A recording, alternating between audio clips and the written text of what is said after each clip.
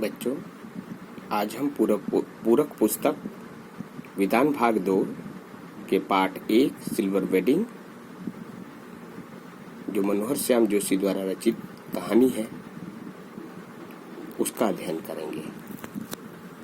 मनोहर श्याम जोशी द्वारा रचित कहानी सिल्वर वेडिंग अपने शिल्प में एक नए भाषिक अंदाज तथा मुहावरों से युक्त है।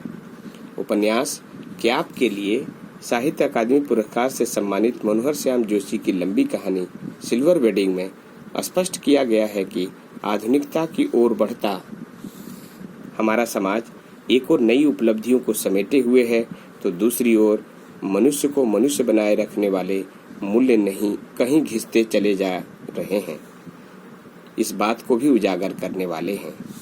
इस कहानी में एक संस्कारी व्यक्ति का आधुनिक युग के लोगों को बदलते देखकर परेशान होना दर्शाया गया है। इसमें नई पीढ़ी और पुरानी पीढ़ी के लोगों के विचारों में व्याप्त विषमता को स्पष्ट किया गया है। कहानी में यशोधर बाबू की दुविधा का वर्णन है। जो हुआ होगा में यथार्थ स्थितिवाद का भाव है, तो समहाउ इम्प्रॉपर में एक अनिर्णय की स्थिति है। ये दोनों ही भाव इस कहानी के मुख्य चरित्र यशोधर बाबू के भीतर के द्वंद्व के रूप में दर्शाए गए हैं। आइए अब कहानी के सारांश को समझने का प्रयास करते हैं। यशोधर बाबू और उनका व्यक्तित्व, उनका व्यवहार जाने बिना इस कहानी को समझना आसान नहीं होगा। यशोधर बाबू एक संस्कार संपन्न व्यक्ति हैं। उनका व्यवहार सभी के लिए उचित है, किंतु आधुनिक लोग उनके विचारों से सहमत नहीं रहते। दफ्तर में भी वे समय पर ही जाते हैं और काम के लिए उन्हें देर तक भी दफ्तर में बैठना पड़े तो वे प्रसन्नचित होकर काम करते हैं।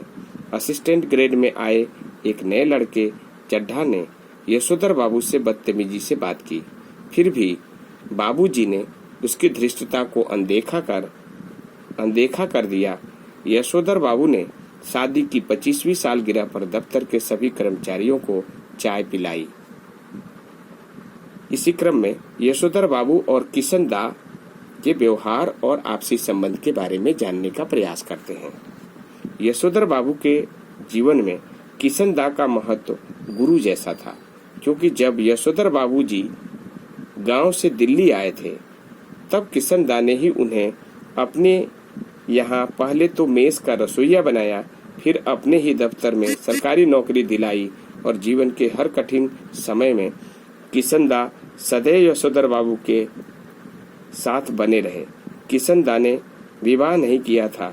जब किशन दा की मृत्यु हुई तो यशोधर बाबू ने उनके बिरादर से उनकी मृत्यु का कारण पूछा। उन्होंने जो हुआ होगा कहकर यह बात समाप्त कर दी, अर्थात सही कारण का किसी को कुछ पता नहीं चला। यशोधर बाबू जीवन भर किशन दा के सिद्धांतों पर ही चलते रहे। अगर हम बात करें यशोधर बाबू की विवशता की, तो बहुत सारे उनके आंतरिक भाव बोध वाले प्रश्न खड़े होते हैं, फिर भी हम उसे जानने का प्रयास करते हैं।